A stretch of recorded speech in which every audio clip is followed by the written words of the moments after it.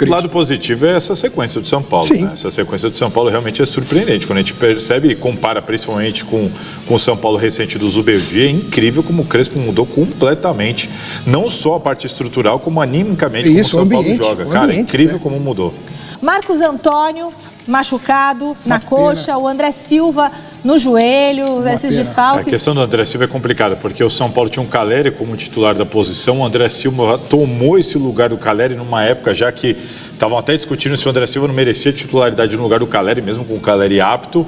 E, conclusão, hoje o São Paulo não tem nem o Calleri nem o André Silva. Sinceramente, não sei muito o que o Crespo vai fazer com essa posição, porque já vimos que colocar o Luciano ali não dá certo. Não, ele só tem o Dineno agora e tinha o menino Rian Francisco, que também machucou o joelho e só volta ano que vem. Então, são 3 centroavantes que o São Paulo tinha e que só devem voltar no ano que vem. O Calleri talvez volte no fim do ano, mas, cara, é muito peso. O Calleri ainda deve voltar, mas você sabe como é que esse processo demora. É muito peso para um time só. O São Paulo está tendo uma sina nos últimos anos de ter muitos jogadores machucados, jogadores importantes. E o Marcos Antônio ia ser chamado para a seleção brasileira. Ele estava arrebentando no São Paulo, era um dos melhores jogadores. De repente machuca a coxa, a lesão, fica aí algumas semanas fora. Então, assim, cara, quando você vê o negócio progredindo, de repente acontecem coisas sucessivas que atrapalham o trabalho do... Olha a situação contraditória do São Paulo dentro e fora de campo. Chega a ser até absurdo, né, para o torcedor do São Paulo. Dentro de campo, nas 9 partidas do Crespo no Brasileirão, uma derrota na estreia, 8 jogos de invencibilidade com 6 vitórias. Há 45, 50 dias, logo depois do Mundial, o São Paulo brigava para não entrar na zona de rebaixamento. Hoje é o 7º colocado com esta sequência de 20 pontos conquistados em 24, com um detalhe, com a mesma pontuação do 5º e do 6º colocado. Ou seja, está brigando diretamente por Libertadores no ano que vem. Fora de campo é que as coisas vão se complicando a cada dia. O Lucas Moura não jogou no domingo à noite contra o Atlético porque vai seguir um cronograma especial ainda de recuperação daquela lesão no Allianz Parque no dia 10 de março, semifinal do Campeonato Paulista. De lá pra cá ele jogou 6 partidas, todas entrando no decorrer do jogo. Quando todos aguardavam que ele tivesse totalmente recuperado, ele vai fazer esse cronograma porque ainda sente um pequeno desconforto. Ele só volta depois da parada da data FIFA contra o Botafogo no último jogo antes da Libertadores. Não enfrenta o Cruzeiro no próximo final de semana. O Marcos Antônio, que tinha até chance de ser convocado, teve uma lesão muscular no posterior da coxa esquerda, vai parar por pelo menos de 10 a 15 dias, está fora do jogo contra o Cruzeiro e também deve voltar contra o Botafogo. E a situação mais inusitada está no setor ofensivo. Calleri no começo do ano, Rian Francisco recentemente e André Silva ontem, todos com problemas no joelho. Calleri e Rian passaram por cirurgias, o Calleri pode voltar em dezembro, vai depender agora com essa antecipação do Campeonato Brasileiro, já é dúvida se ele joga nesta temporada, e o Rian Francisco só no ano que vem.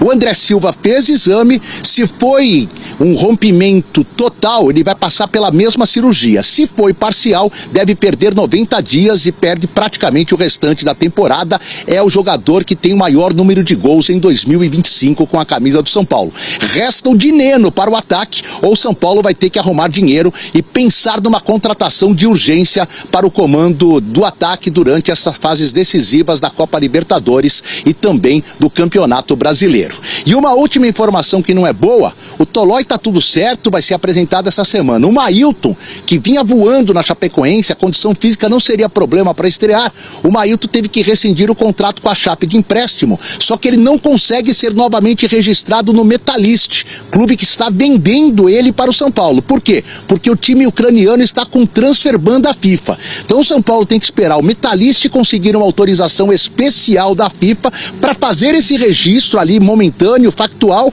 e esse registro passar a ser uma venda para o São Paulo para que o Mailton possa ser apresentado e possa estrear. Há otimismo que aconteça nessa semana, mas não é uma certeza, Marcela. Situações fora de campo complicadas para o tricolor. Volto com vocês. Valeu, Edu. Obrigada, viu? Muito obrigada aí por todas as informações. Tá aí o São Paulo numa super sequência, são 8 jogos já sem perder no Campeonato Brasileiro, tá no G6. O São Paulo que perde o André, né? O André Silva, a gente já vai atualizar para o Fã de Esportes com o Eduardo Afonso, e é mais um jogador que desfalca o São Paulo. Ainda assim, o Crespo vai lá e consegue vitórias importantes. Marra. Tem os dois lados aí também dessa história. Acho que o jogo começou melhor para o Atlético, depois, na primeira finalização do São Paulo na partida, sai o gol, aí com o Pablo Maia. Depois, só teve um time em campo.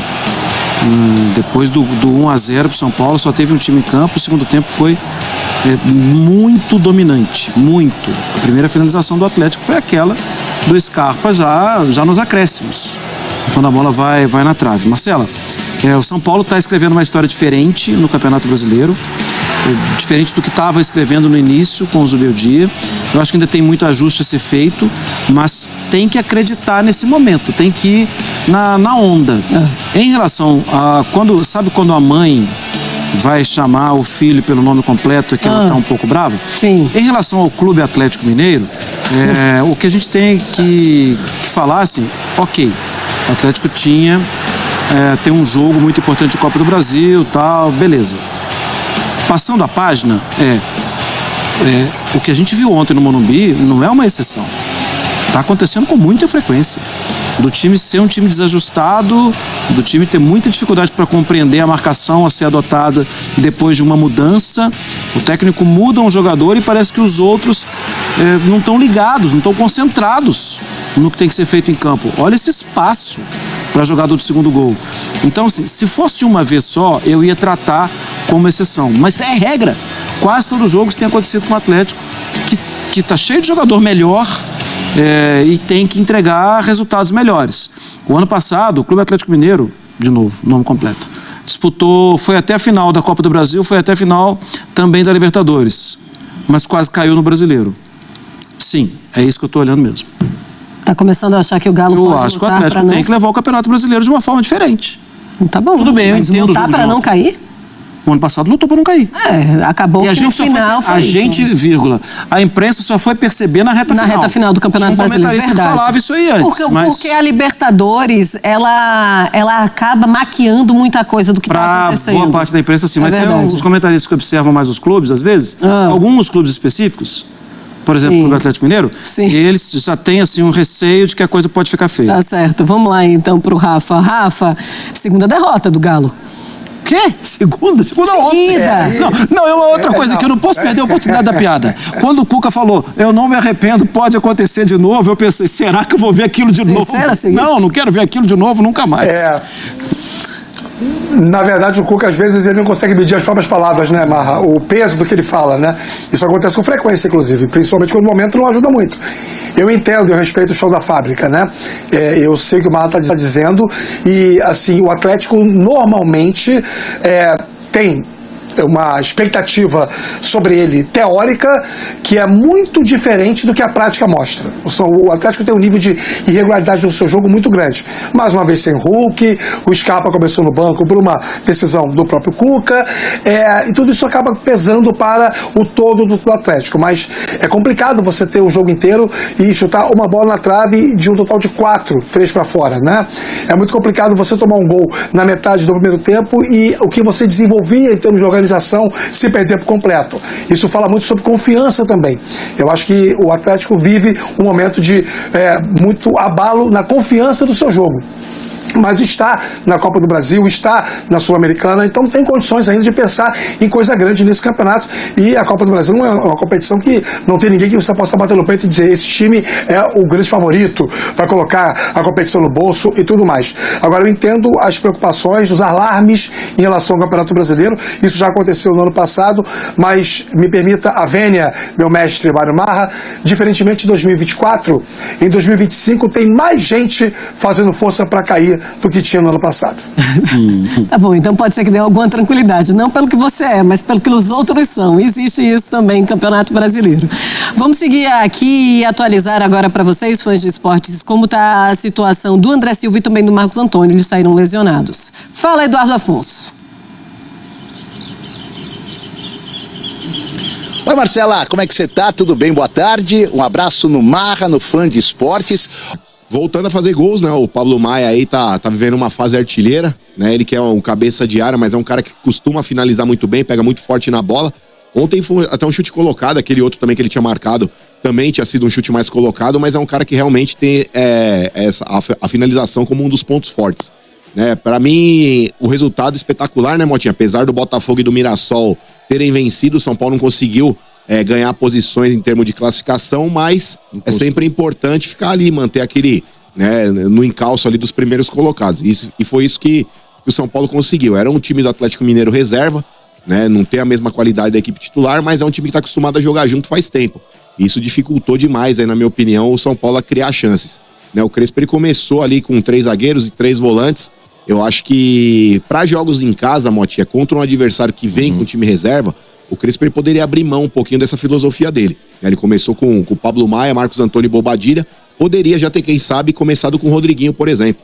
Né? Eu acho que é um moleque mais vertical, tem essa qualidade do passe. Não, mas ele tava sendo poupado, tá com dores e o caramba. Mas lá. entrou no segundo tempo. Aliás, entrou já no primeiro tempo. Né? Então, mas assim, são situações que eu acho que tem que ter uma alternativa. Que não seja o Rodriguinho, então, mas de repente muda o esquema. Começa o jogo ali com o Ferreirinha aberto por um lado, né? O São Paulo hoje ele tem alternativas ali pra poder jogar. O Henrique Carmo, por exemplo, dá pra jogar também. Então, seria uma alternativa mudar o esquema, mas enfim. Foi bem, eu acho que o resultado ali, os 2 gols do São Paulo, construídos de uma maneira muito bonita, né? Coletivamente falando ali, foram 2 gols ali que o São Paulo trabalhou muito bem a bola, e essa é uma característica interessante do time do Crespo, né? Independente dos jogadores que ele coloque para jogar, o São Paulo tem sempre esse ponto ali de troca de passes, tentar achar espaço na zaga adversário. Isso aí é treino, Motinha, não é segredo para ninguém. Para mim, um ponto fortíssimo do Crespo, a evolução do trabalho do Crespo também se deu, porque ele tá colocando os jogadores onde devem estar. Então o Ferrarese hoje jogando com 3 zagueiros, é o zagueiro pela direita, não tá mais de lateral direito. O Luciano tá jogando como segundo atacante. O Oscar, quando teve a disposição, tava jogando na meia, não tava mais aberto pela esquerda, de segundo volante, etc. Fora isso, tem o aspecto do Crespo, para mim, ser um grande treinador no que diz respeito a trabalhar bem a posse de bola. Né? O São Paulo é um time que tem paciência, essa é uma virtude, e foi assim que... O gol foi a prova, né? Também. E finalmente o português acertou um cruzamento, hein, Marcão? Não, mas o Cédric Soares... Tá melhorando, né? Tá melhorando. O jogo dele. Você percebeu que ele tá começando a melhorar com o Crespo? E vou te falar, Não, ele pegou a bola... Como ala, né? Melhor essa posição pra ele. Mas assim, ô Lelê, eu acho que o Cédric Soares ele tem uma característica mais de lateral, né? Eu não acho que ele tem uma facilidade tão grande pra chegar no ataque. Tanto... mas é que com 3 zagueiros ele fica mais protegido pra recompor ali. Então, mas assim, o grande problema do Cédric é quando ele tem que passar da linha do meio de campo pra frente, sabe? Ele não tem essa característica. Tanto que o São Paulo contratou o Mailton pra ser uma opção mais ofensiva. E exato. eu acho que o Mailton vai ganhar titularidade aí nesse esquema. É bom? Pelo menos na Chapecoense ele era o melhor jogador lá, artilheiro do time, sendo ala direito, pô. Mas na moral, Lelê, o Cédric, ele tá começando a jogar muito bem. Então, apesar de ter uma certa limitação no que diz respeito à parte ofensiva, a participar das jogadas ofensivas do São Paulo, mas esse pênalti que ele bateu contra o Atlético Nacional, que classificou o São Paulo para as quartas de final, mostra que o cara tem personalidade. Sim. Numa dessa ele tava sendo criticado, tal. Já vinha ali um recorte recente ali de bons jogos, mas assim, o cara numa dessa pega a bola para bater e perde, ele pega aquele recorte recente que a torcida, o cara, parece que tá engrenando, parece que tá melhorando um pouquinho. O cara, ele perde um pênalti decisivo, tem tudo para voltar aquela maré de críticas que ele tava recebendo. Então, ele teve personalidade, classificou o São Paulo para as quartas de final e ontem foi coroado ali com assistência pro gol do Tapia, né? O Tapia também entrou ali, todo mundo tava criticando. Podia ter posto o Henrique Carmo, o moleque entrou, meteu uma caixa lá também e quem sabe... A galera não tem karma, Segundo né, gol dele. Karma, isso aí. Perdeu, deixa o cara trabalhar. Tem que ter karma. Segundo gol do Tapia, né? O Tapia. E agora, mais do que nunca, né, Marcos? As notícias que surgiram hoje, né? O André Silva, né? Tem lesão constatada, confirmada no joelho, né? Foi feito os exames e tudo, lesão no ligamento cruzado posterior e um estiramento cruzado anterior, né?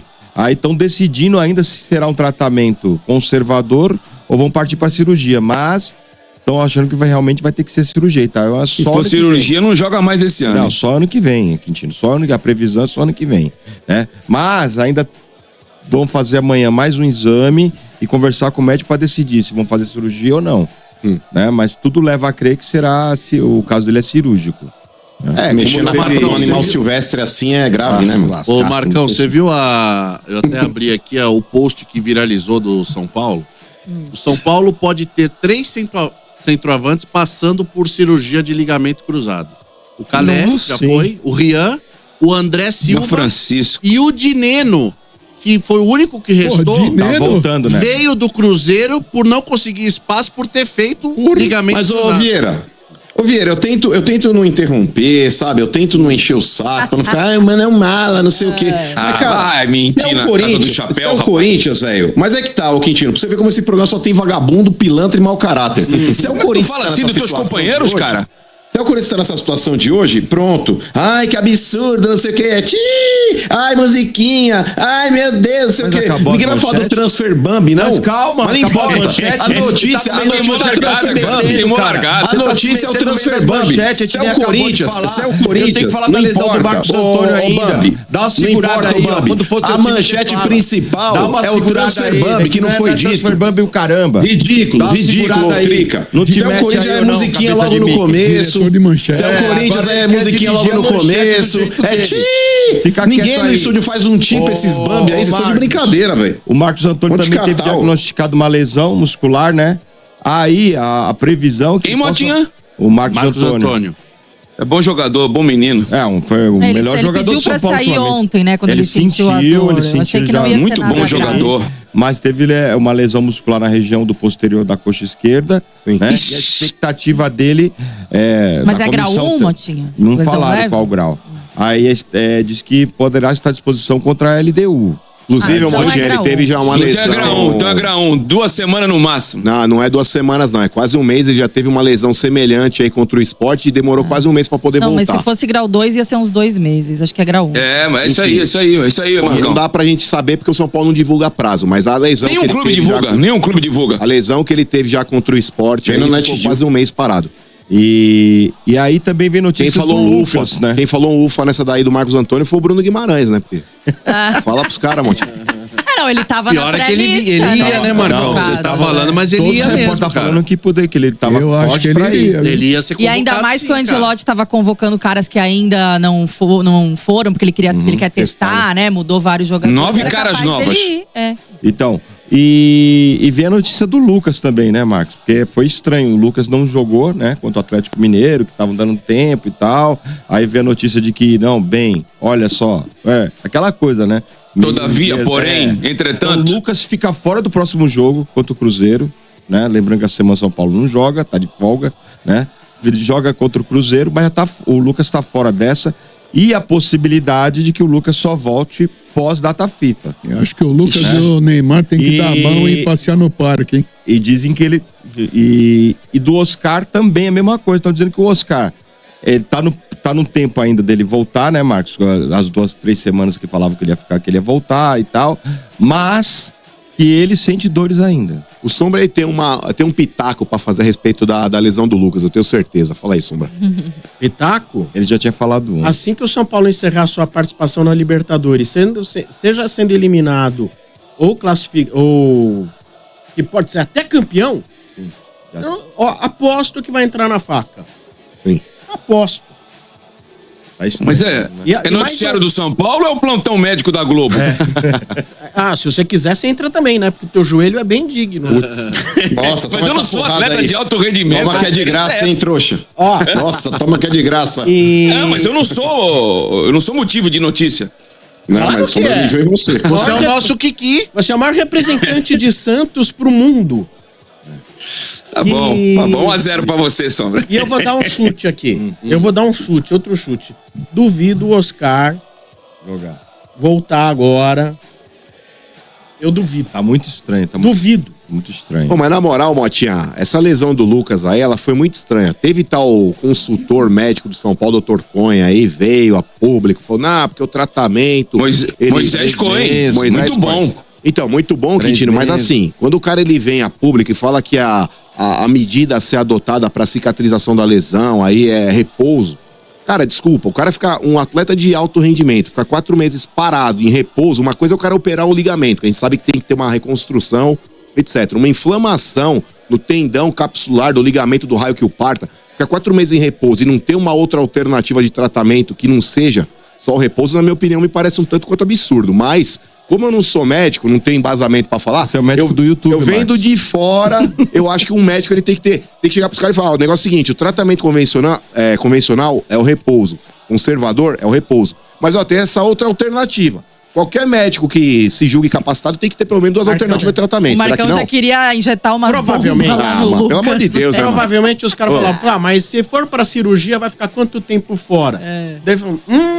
Vai ficar muito tempo fora. Então vamos tentar fazer uma físio aqui pra ver se melhora. Quando é rompimento, Sombra, quando é rompimento do ligamento, é 1 ano fora, não tem jeito. Nós não somos médicos. Ok, mas é o que eu tô falando. Eu me dou o direito de repente... Dr. Marcos do YouTube. Na moral, se nós não contestar, irmão, nós vai ficar falando amém pra tudo nessa porra aqui, nós vai ficar, então não é culpa de ninguém, é culpa de Deus. Olha o coração, Marcão. Pelo amor de Deus, mano, o negócio é o seguinte, não tem uma outra alternativa, mano? Vamos meter o Lucas no SUS aí, vamos ver o que o SUS nem tudo tem uma alternativa. Não, no SUS tá louco. Se lascar, então mano. vamos lá. O cara ficou 4 meses parado, sentado no sofá, lá esperando cicatrizar, desinflamar, sei Você lá acha porra. que ele ficou sentado no sofá? Sombra, o negócio é o seguinte, se tivesse operado, o Lucas já tava zerado aí, mano. O cara fica essa galinhagem.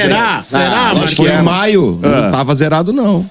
Na moral, mano, o cara não voltava voltou esse ano, se fosse o cara voltou, bateu o joelho no chão, ficou mais 4 meses parado aí, mano. O Lucas era pra estar voando já, fião. Ó, vamos lá, né? Levanta a mão pro céu, não tá precisando, pô. Não tá, mas assim, você concorda comigo que hoje o que tá bom poderia estar ainda melhor com o Lucas à disposição? Tudo bem, pelo amor de Deus, mas não é assim que funciona. Mas você tá pressupondo que se tivesse operado lá, ele agora já estaria perfeito. Então, mas é que tá. Então nós vamos ficar fazendo cara de paisagem assim, tipo, não, realmente, vamos esperar a vontade de Deus. Então quer dizer que se não desinflamar, o Lucas encerra a carreira. Por causa de uma inflamação no joelho. Mas às vezes sobre aquilo sabe que é engraçado? Sobre aquilo que a gente não conhece, como que eu vou falar?